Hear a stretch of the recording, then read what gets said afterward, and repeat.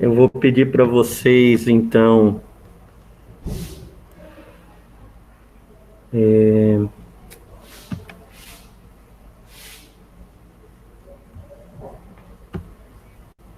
para vocês deixar um...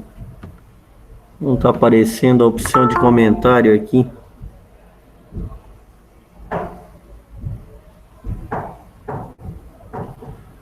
Ah, tá. Permitir.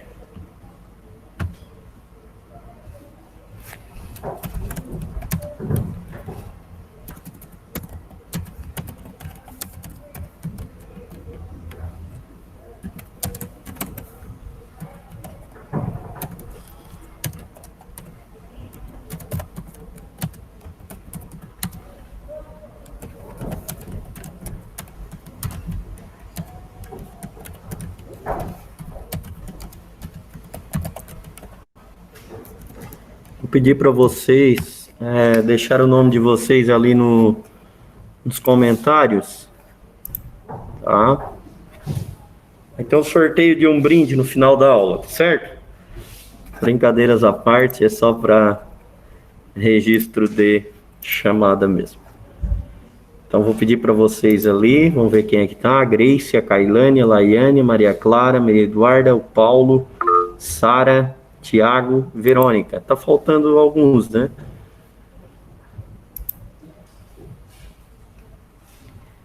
Isso aí, deixa os comentários ali, depois eu vou anotar e dar frequência. Muito bem, a satisfação poder estar aqui com vocês hoje. Eu vou rapidamente aqui expor a situação, né? Eu passei por um período aí que eu tive que ficar afastado, uma semana aí da sala.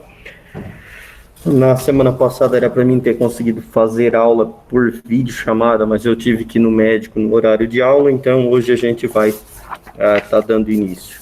Pessoal, agradeço desde já a todos, a presença de todos os alunos aqui. Depois os que não participaram, então vão precisar justificar a presença. Então, eu vou pedir para vocês prestarem bastante atenção. Eu estou gravando essa aula, então depois posso disponibilizar a gravação para quem precisar depois, tá? Nós vamos começar então o conteúdo de Primeira Guerra Mundial. Vou tirar a máscara porque eu estou aqui sozinho aqui na sala, então não vai ter problema. Eu pedi já para vocês a compreensão. Se eu vier a interromper a minha fala, eu ainda estou com algumas marcas dessa triste desgraça aí que foi esses sintomas que eu passei bastante atrapalhado nos últimos dias. Graças a Deus já estou melhor, mas ainda ficou uma tosse aí me perturbando. Mas sem mais demora, vamos então iniciar o conteúdo. Primeira Guerra Mundial, o conteúdo da página 29 até a página 37, da 29 a 37.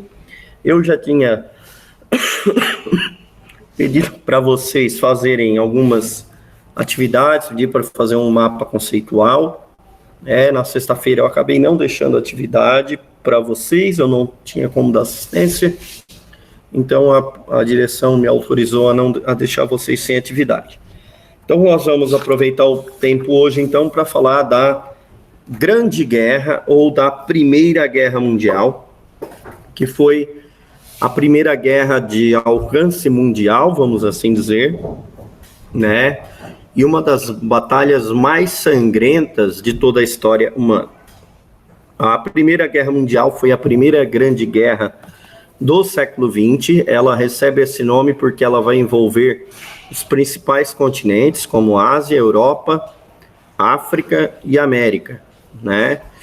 Todos esses 4 continentes, com exceção da Oceania, né, que acabou não sendo envolvida nesse contexto. Quando a gente fala de Oceania, eu me refiro à Austrália, Nova Zelândia e às demais inúmeras ilhas que estão presentes entre o Oceano Índico e o Oceano Pacífico. A Primeira Guerra Mundial ela é reflexo imediato, tá, do contexto do imperialismo. Ela é um acerto de contas entre as nações imperialistas, conforme eu expliquei para vocês nas últimas semanas. Nós temos um sistema político que trabalha uma ideologia de que existe o dominante e que existe o dominado, e os europeus, então, têm aquela missão civilizatória de levar aos africanos e asiáticos a civilização, a maneira correta de ver o mundo, porque na mentalidade deles, os povos periféricos ao continente europeu eram povos atrasados e que mereciam ser, então, civilizados. Porém, a Primeira Guerra Mundial, ela tem início em 1914, mas ela começa com seus desdobramentos num período muito anterior. Eu costumo marcar o início da Primeira Guerra Mundial com o início da formação das alianças militares que irão surgir para a Primeira Guerra Mundial, que vai ser a Tríplice Aliança formada em 1882, com Alemanha, Itália e Império Austro-Húngaro. Então, a Alemanha e a Itália foram as duas últimas nações da Europa, das grandes nações do final do século XIX, a se unificar. A formação dos Estados Nacionais é um tema que vocês já estudaram lá no primeiro ano do ensino médio e também no segundo ano do ensino médio.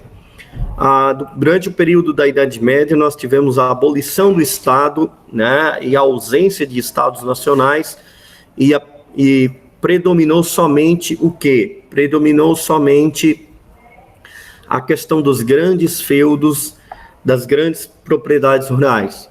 Porém, a partir da Baixa Idade Média, nós tivemos a formação dos Estados Nacionais. Nós tivemos o surgimento do Reino da Inglaterra, o surgimento do Reino da França, o surgimento do Reino de Portugal e do Reino da Espanha, os 4 grandes reinos da Europa, e tivemos também a formação das várias repúblicas italianas, como a República de Gênova, a República de Veneza, e a Alemanha, o território onde hoje estava a Alemanha, não era um Estado nacional, mas sim uma série de Estados confederados que faziam parte do último vestígio do Império Romano, que foi o Sacro Império Romano Germânico,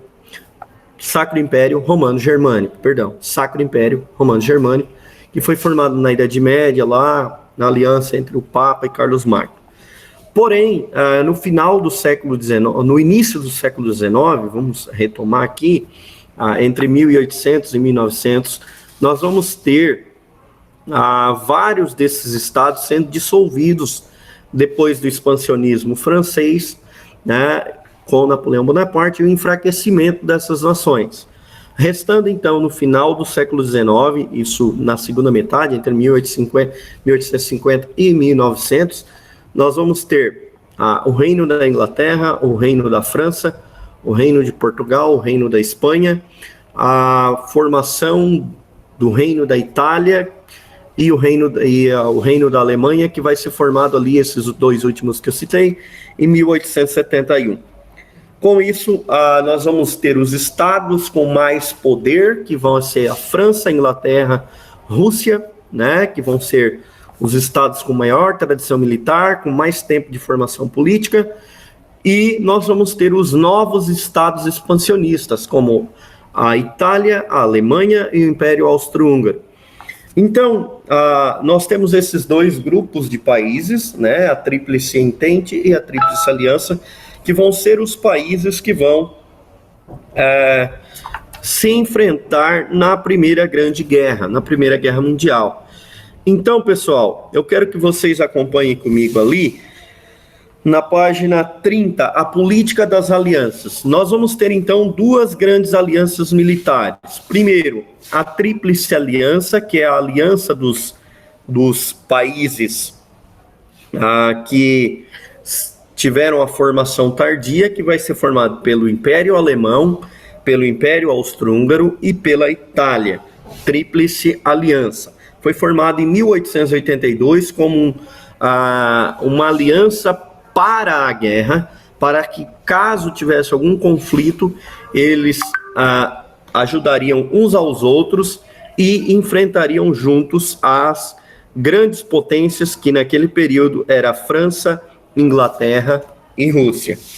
Então, nesse período, nós tivemos a Alemanha querendo assumir um papel de destaque depois da formação do Império Alemão, do Segundo Império Alemão, né?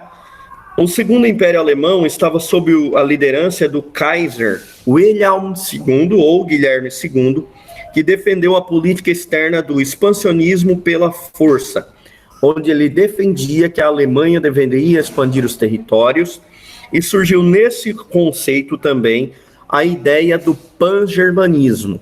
O pan-germanismo é uma teoria que dizia que todos os povos germânicos da Europa deveriam ser concentrados dentro de um único território, dentro de um único país, sob uma liderança única.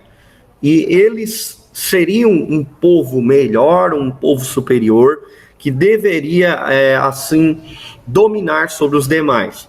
Muito parecido com o que Hitler vai defender na Segunda Guerra Mundial, mas aqui é só uma primeira aparição dessa ideologia, né, do chamado da superioridade ariana. Aqui a gente chama de pan-germanismo, a teoria de que todos os povos germânicos deveriam estar unidos dentro de um único império, sob a liderança, então, da Prússia ou da Alemanha, como nós conhecemos dentro do Império Alemão. Então, o Guilherme II defendia que isso deveria ser feito pela força, né, e enfrentando qualquer país que ousasse desafiar eles. E o principal inimigo deles era a Inglaterra, que era, nesse caso, vocês podem ler em alguns livros, vai trazer Inglaterra, outros vai trazer Grã-Bretanha, que era a maior nação da época, tinha uma força política e militar muito grande, além de ter a maior marinha de guerra no mundo. Lembrando que nesse período a questão da aeronáutica ela ainda está em expansão, né, e não tem tanta importância. A Primeira Guerra Mundial ainda, as batalhas navais ainda têm um papel muito importante nessas batalhas. Com isso, então, nós vamos ter, né, a Alemanha rivalizando com dois grupos de países, né, rivalizando com 3 países, que são a França, a Inglaterra e a Rússia. A França vai ter com a Alemanha disputa pelos territórios fronteiriços. Como vocês sabem, a França e a Alemanha são países que fazem fronteira, e a Alemanha, quando se formou como nação, como Império Alemão, teve uma guerra lá entre 1870 e 1871, chamada Guerra Franco-Prussiana. E eles tomaram vários territórios da França, e com isso a França tinha um contexto de rivalidade. Depois disso, nós vamos ter a Inglaterra e a Alemanha desenvolvendo rivalidade, porque a Alemanha começa a investir, melhor dizendo, no comércio naval e também na artilharia naval, ou seja, navios de guerra e navios mercantes, sendo que, como eu falei para vocês, no século XIX, a maior marinha de guerra do mundo era a marinha inglesa. E essa medida da Alemanha era uma medida desafiadora para a Inglaterra, e mostrando, então, que haveria uma disputa.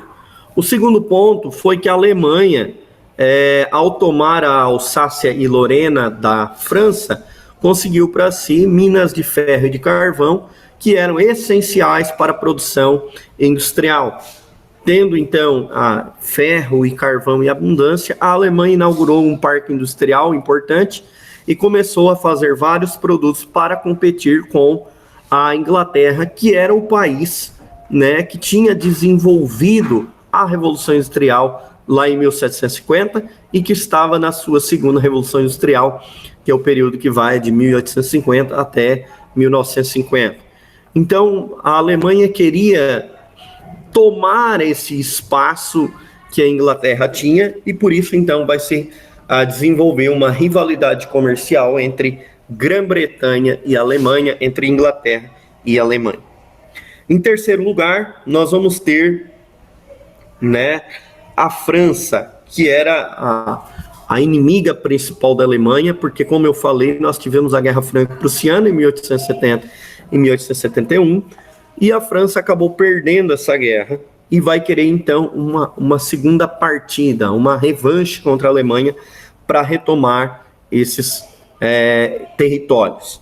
Com isso, vocês podem ver, né, que nós vamos ter aqui duas alianças. Primeiro, a aliança dos prejudicados na divisão de terras e colônias, né, que é a Tríplice Aliança, formada por Itália, Império Alemão e Império Austro-Húngaro, e nós vamos ter a aliança dos inimigos da Alemanha, que vai ser a Tríplice Entente, chamada em francês de Entente Cordiale, que vai ser formada por França, Grã-Bretanha ou Inglaterra e Rússia. A França tinha rivalidade com a Alemanha pela Alsácia-Lorena. A Inglaterra tinha rivalidade pela questão comercial. E a Rússia, a rivalidade entre Rússia e Alemanha se dava por territórios na Europa Central, naquela região ali que a gente conhece na geografia como o corredor polonês e o leste europeu.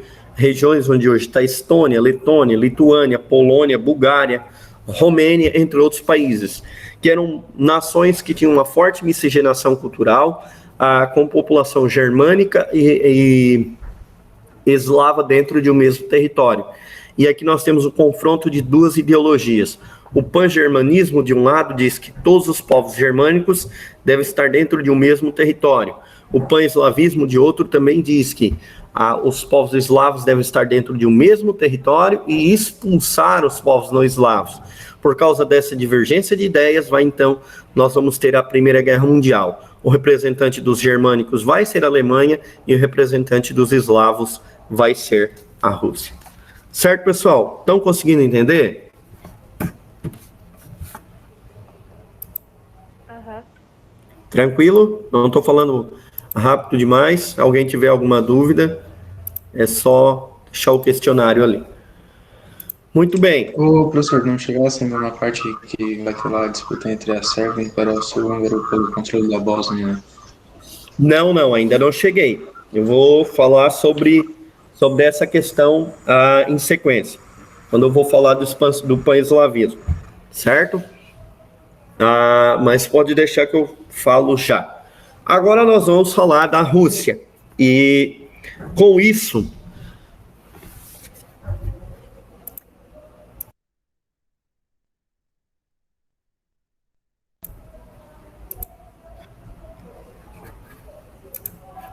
voltei.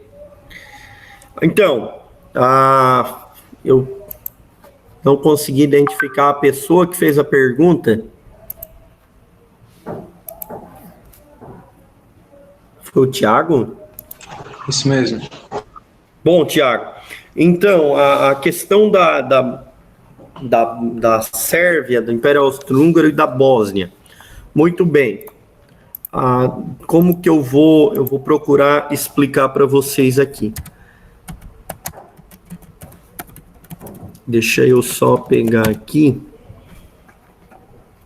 Mapa da Europa Oriental.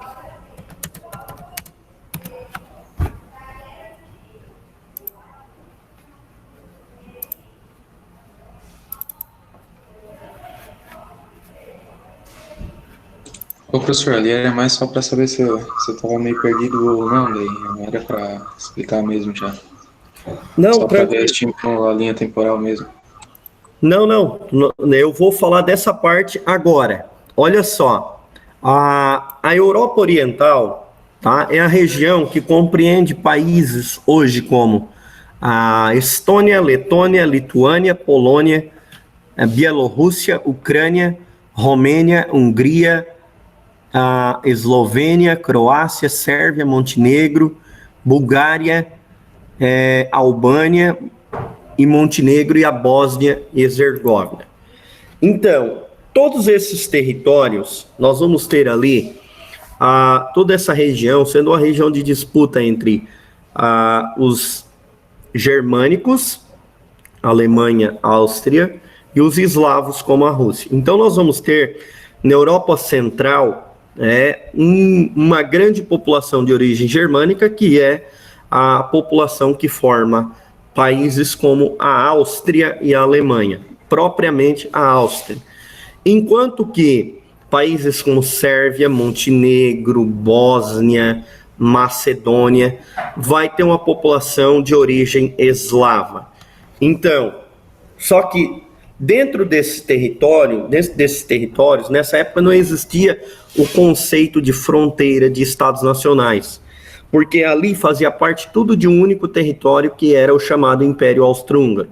O Império Austro-Húngaro era um império germânico formado por Áustria e Hungria, e todos aqueles demais povos, como Bósnia, Herzegovina, Sérvia, Montenegro, Albânia, todos esses territórios estavam dentro, então, desse Império Germânico. A Rússia, então, vai defender a ideia de que os povos eslavos deveriam se unir e derrotar os povos germânicos. Só que a Rússia, ela não se envolveu diretamente no conflito, mas ela apoiou uma pequena nação eslava que tinha um projeto expansionista, que era a Sérvia. Com isso, então, a Rússia vai defender a ideia do pan-eslavismo, mas não vai ser ela que vai lutar contra esses povos dentro do Império Austro-Húngaro. Ela não vai começar um conflito de fora para dentro, mas ela vai tentar minar as forças do Império Austro-Húngaro, fortalecendo um grupo étnico dentro do Império Austro-Húngaro, que eram os sérvios. Com isso, então, vai surgir a Sérvia, que vai desenvolver a ideia da Grande Sérvia. Todos os povos eslavos dentro do Império Austro-Húngaro se uniriam e lutariam contra os germânicos representados pela Sérvia. Então aqui nós vamos desenhar dois grupos de países. Vamos ver dois grupos antagônicos que vão surgir aqui. Nós temos a Rússia e a Sérvia como duas grandes nações eslavas, e a Alemanha e o Império Austro-Húngaro como as duas grandes civilizações germânicas. A Sérvia, como civilização eslava, era parte de um território germânico, e a Rússia queria que a Sérvia se libertasse desse domínio germânico, né, para formar uma grande Sérvia e então servir também como um suporte para a Rússia, porque a Rússia tem, né, aquele conceito da chamada a Mãe Rússia. O que é a Mãe Rússia? A Rússia é a mãe de todos os povos eslavos. O pan-eslavismo, que é a ideia de que eles queriam unir todos os povos eslavos da Europa Oriental dentro de um único país. Né? O que hoje é chamado... essa teoria, ela ainda existe hoje, tá? Ela é mais atual do que nunca e tem um novo nome, que eu vou colocar ali para vocês nos comentários, que é o eurasianismo. O que é o eurasianismo? A ideia, então, de que os povos eslavos da Europa Oriental devem se unir, eles devem se unir e formar uma grande nação eslava. Então, nós vamos ter a Sérvia querendo se expandir e formar um grande território, só que ela tem uma pedra no sapato dela, é que ela é um domínio do Império Austro-Húngaro. Com isso, então, nós vamos ter o início de algumas faíscas, vamos dizer assim. O início das faíscas vão ser o quê? O apoio da Rússia para com a Sérvia, para que a Sérvia tente minar as forças do Império Austro-Húngaro. Então nós vamos ter aqui a Rússia apoiando a Sérvia e o Império Austro-Húngaro sendo apoiado pela Alemanha. Só que ninguém tem coragem, né, de um atacar o outro, porque todos eles sabem que quem riscar o primeiro fósforo, quem der o primeiro tiro, vai ser responsabilizado pela guerra e vai ter que arcar com as consequências. Então é melhor a gente viver na política de ameaças do que na política de guerra. Porque enquanto eu ameaço você, que eu vou te atacar, são só ameaças. Eu não atirei em você, eu não fiz nada Não fiz nada, não atirei em você, não te ataquei, eu só estou dizendo que eu vou fazer. Só que ninguém pode ser punido por ameaçar ninguém, né? Só se vale, então, a partir do primeiro disparo, vamos dizer assim, o primeiro tiro. Então, foi desenvolvido nesse período o conceito de paz armada, ou chamado também de corrida armamentista. Entre qual período que vai desenvolver isso? Entre 1870 e 1914. Por quê? Se vocês lembrarem um pouquinho, eu falei isso na sala, mas eu vou retomar agora. O último grande império que a Europa viu foi lá no início do século XIX com o Império da França, lá do Napoleão Bonaparte, o expansionismo francês, que foi barrado em 1812, quando ele foi derrotado na Rússia no inverno. Depois disso, nós tivemos a formação da Santa Aliança em 1815, que era um exército internacional para fortalecimento das monarquias europeias contra qualquer tentativa de implantações de república. Só que chegou ali por volta de 1850, essas repúblicas, essas revoluções não eram mais uma ameaça. Então, o que eles vão fazer é o quê? Dissolver essas alianças militares, cada um vai para sua casa e fica quietinho. Não tem guerra, não tem conflito, não tem importância de ter exército. Porém, a partir da unificação da Alemanha, a Alemanha procurou se fortalecer e se colocar no espaço como uma força política importante, como uma força militar importante. Não tem guerra, não tem conflito, mas todo mundo se prepara para esse conflito. E como que todo mundo se prepara para esse conflito? Fazendo, então, a corrida armamentista. Então, nós vamos ter esse sistema de produção de armas sem uso imediato, é chamado tanto de corrida armamentista, que é uma corrida para fabricar armamentos e tecnologias, ou chamado período de paz armada. A gente está em paz, mas a gente se prepara para a guerra também. A gente produz tecnologia. Com isso, todos os países que eu citei ali, França, Inglaterra, Rússia, Alemanha, Itália, Império Austro-Húngaro, todos eles vão investir em tecnologia de guerra, porque eles sabiam que cedo ou tarde haveria um conflito. Cedo ou tarde haveria uma guerra. Então, pessoal, para essa guerra,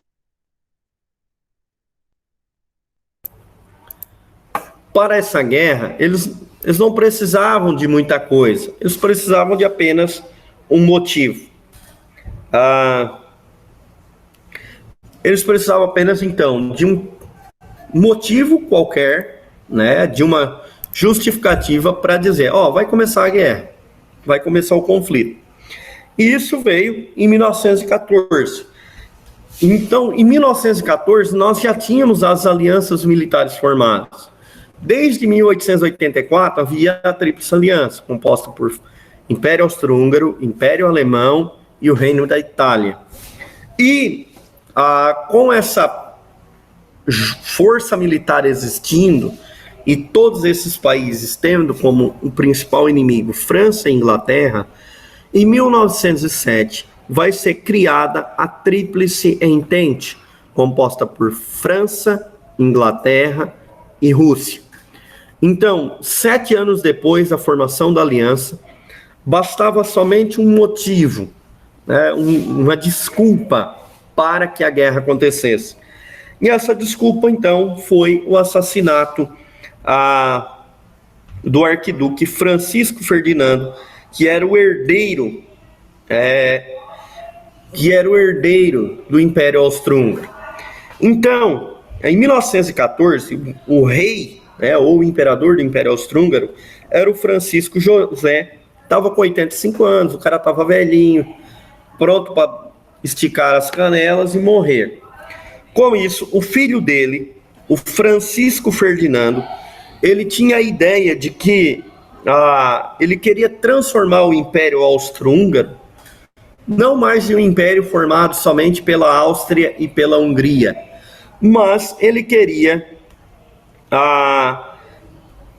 anexar os povos eslavos da Europa Oriental, né, como Bósnia, Sérvia, Macedônia, todos aqueles territórios menores e independentes, mas que estavam sob a influência da Rússia. Com isso, o principal ameaçado era a Sérvia, né? Como eu falei para vocês, era uma nação eslava, mas ela não tinha autonomia para enfrentar o Império Austro-Húngaro, por isso ela contava com a bênção da Rússia. Então, essa medida do Império Austro-Húngaro de expandir e tomar mais territórios feria o direito de autonomia dos povos eslavos da Europa Oriental. Com isso, o que vai acontecer? Os nacionalistas sérvios, tá? Eles vão se organizar com a ideia de que, poxa, nós precisamos matar esse maluco aí, né? Nós precisamos fazer alguma coisa nós precisamos fazer alguma coisa contra esse expansionista austríaco. E o que ele vai fazer é que no dia 28 de junho de 1914, o herdeiro do trono austríaco, o Francisco Ferdinando, estava de visita na cidade de Sarajevo, que era a capital da Bósnia, que era um território dentro do Império Austro-Húngaro. Quando então uma organização nacionalista sérvia chamada Mão Negra, na verdade aqui nós temos duas facções que fazem parte do atentado. O livro trabalha a Jovem Bósnia, né, enquanto tem a Mão Negra, que daí seria uma organização sérvia. Mas o que todas as duas têm em comum é que todas as duas odeiam o imperador austríaco. Com isso, em 28 de junho de 1914, né, o arquiduque ele acabou sendo morto. O Império Austro-Húngaro, então, acabou acusando, né, o governo da Sérvia de ser o mandante do crime. Porém, até onde se sabe, não foi o governo que ordenou o ataque, mas sim as próprias organizações nacionalistas bósnias e sérvias. Porém, nesse momento, ninguém quer saber quem foi. Ninguém quer procurar um culpado para julgar e condenar. Na verdade, o que eles querem é o quê? O que eles querem é um motivo para começar a guerra. Com isso, então, passando algumas semanas, o governo austríaco, né, na figura, então, da família real, do arquiduque assassinado, vai declarar guerra contra a Sérvia. E então nós vamos ter, né, a guerra começando, então, com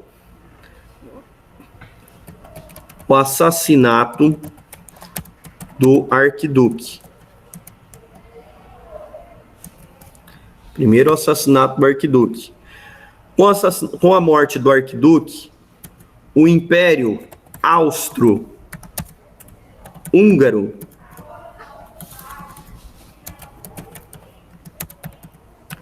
declara guerra não contra a pessoa que assassinou, mas contra o país dela, a Sérvia. Depois que o Império Austro-Húngaro declarou guerra contra a Sérvia, a Rússia se sentiu na obrigação de declarar guerra contra o Império Austro-Húngaro. Por quê? Por causa da política de aliança de que, né, de eslavos ajudam eslavos, germânicos ajudam germânicos. Quando a Rússia declarou guerra contra o Império Austro-Húngaro, a Alemanha declarou guerra contra a Rússia. Quando a Alemanha declara guerra contra a Rússia, França e Inglaterra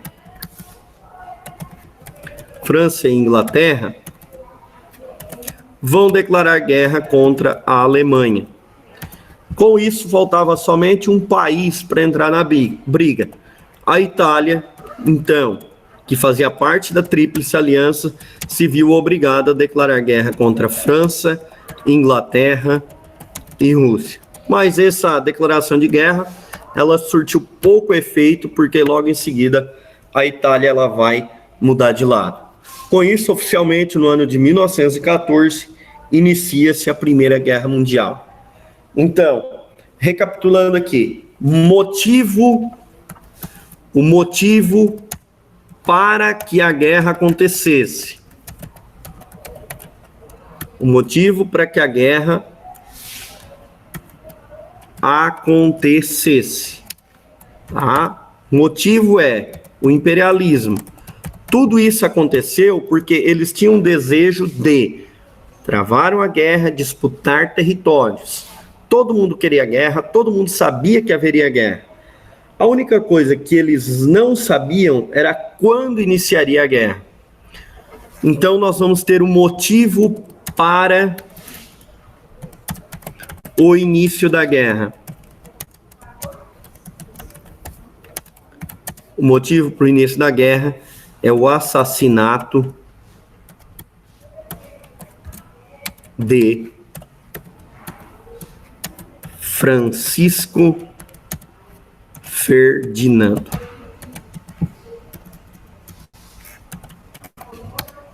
Fechou, pessoal? Conseguiram entender? Eu vou pedir que vocês deixem o joinha ali. Todo mundo deixou o nome nos comentários ali para registro de frequência? Verônica, Sara, Maria Clara, Maria Eduarda, Tiago,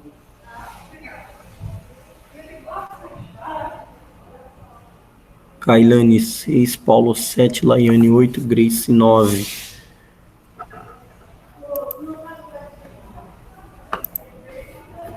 Teve duas pessoas que não deixaram o nome ali. O Vinícius. Só coloca o teu nome ali, Vinícius. E eu acho que a Laiane também não. Não, deu a caixa por aí. Não? Peraí que eu vou... Eu acho que foi o Rian.